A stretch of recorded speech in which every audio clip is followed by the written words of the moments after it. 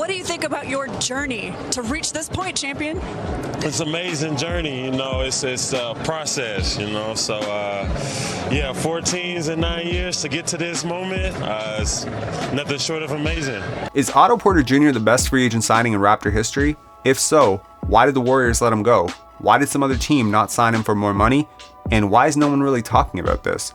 Let's do a deep dive into Otto's numbers last year and figure out why I think he makes the Raptors a completely different team going into this year. If you're new around here, my name is Robert, this is Pensari Basketball. Grab your coffee, hit the sub, hit the comments, and let's get to it. Breaking news, the Raptors are not a free agent destination, and they never have been.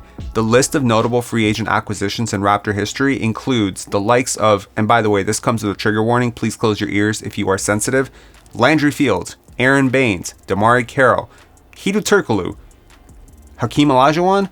Yeah, it's a pretty sad list, and the more names I list, the more tears you're going to cry, so let's just stop while we're behind. My free agent target for the Raptors this year was Isaiah Hartenstein. When we didn't get him, I honestly looked down the list and I just glossed over Otto's name because I thought, A, the Warriors would never let him go, B, we couldn't get him because he was definitely going to get the mid-level from anyone, and that's all we could offer.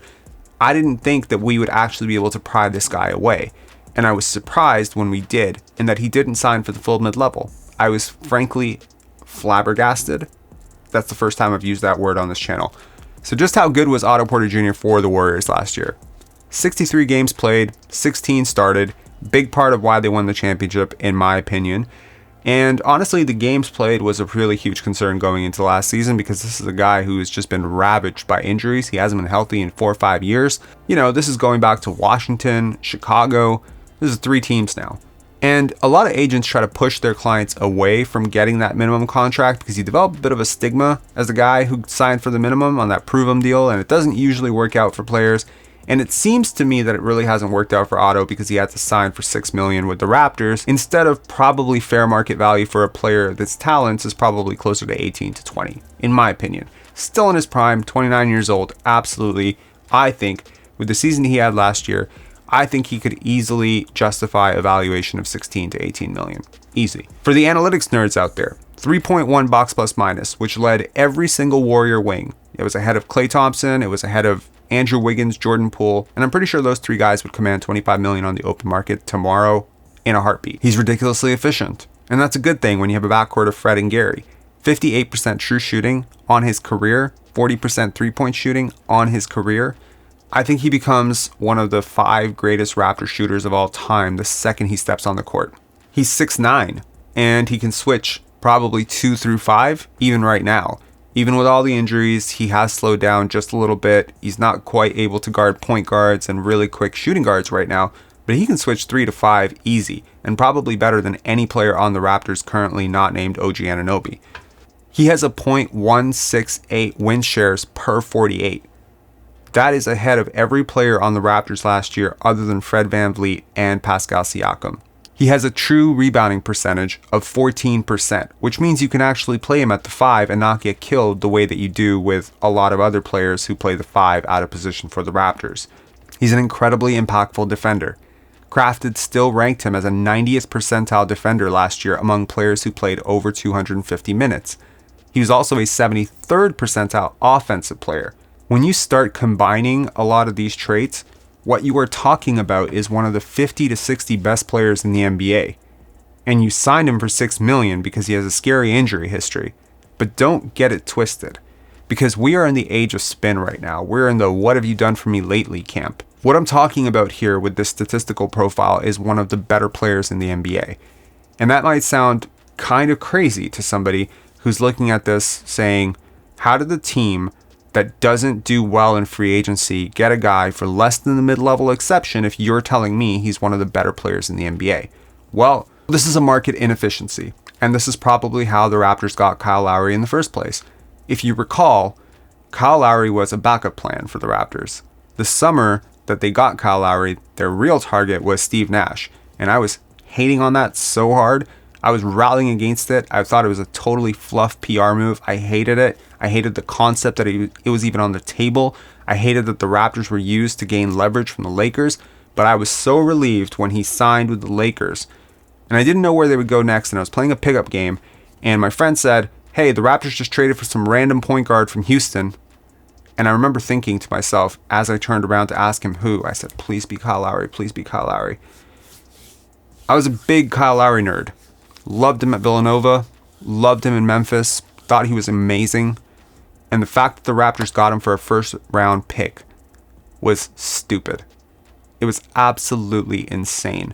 The fact that the Raptors almost traded him to the New York Knicks in 2013 was also insane.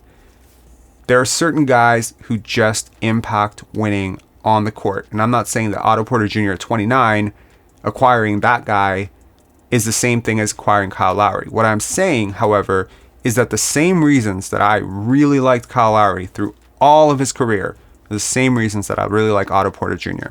Really smart, really good character guy, incredible, cares about winning, super portable, versatile defender, plays two ways, good shooter. The combination of Otto Porter Jr., Thaddeus Young, two guys that the Chicago Bulls not too long ago had anointed captains of their team, being on your bench, still serviceable, Otto at 29, Thad at 33, 34 years old.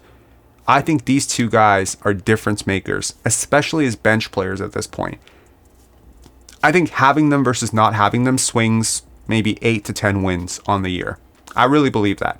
If they're both healthy, unless one of them takes a major step back, I think these are two guys who could probably be on the court for you to close out a game almost every single night. I think they're incredible. And I also would really, really like to see how they're going to play off of each other because they're both really smart. They're both extremely underrated passers. They're both really underrated defenders, underrated rebounders.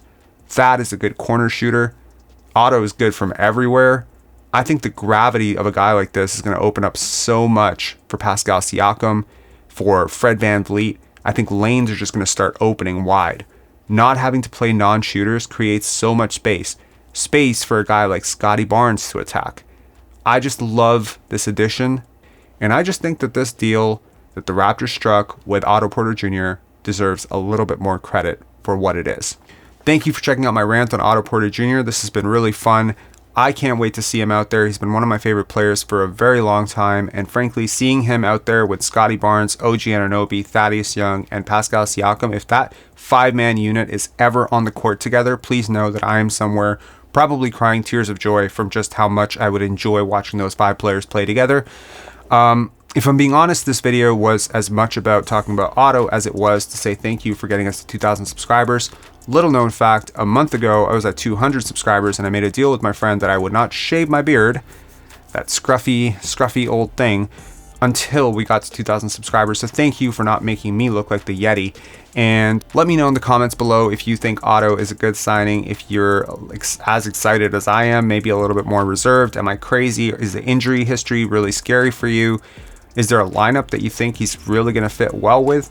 Do you like him with the starters? Do you like him with the bench? Let me know in the comments below. I really do appreciate those comments, and I'm usually pretty quick to respond. So if you got something to say to me, say it down below. And the final shout out to Scotty Barnes for starting his own YouTube channel. I think it's awesome. As someone who's also really camera shy myself, I really appreciate him because he's pretty camera shy, and I think he did an incredible job. He's got so much charisma. Can't wait to see him release more episodes throughout the year. It's like Open Gym Part 2 Scotty Edition, and I think it's super cool that he's doing that and that he has a good producer who's helping him with it, so it's not going to be super time consuming like editing these videos is. I am heading off into a feature. These videos are going to be a little semi-regular, if not irregular, for the next couple of weeks, but I promise to get back to it September 3rd or so. But if you haven't checked out our last few videos, check them out. Some of them were pretty dope, and talk to you later. This is actually much deeper. I just noticed that if I talk like this, it actually sounds much more like a podcast. Wow. This is pretty cool, actually. Why the fuck don't I just do all my podcasts like this? Huh. All this time I'm using this coffee mug all wrong. This is pretty stupid. This is pretty dope. Hey, yo. Hey. Hey, yo, Adrian. That's pretty cool.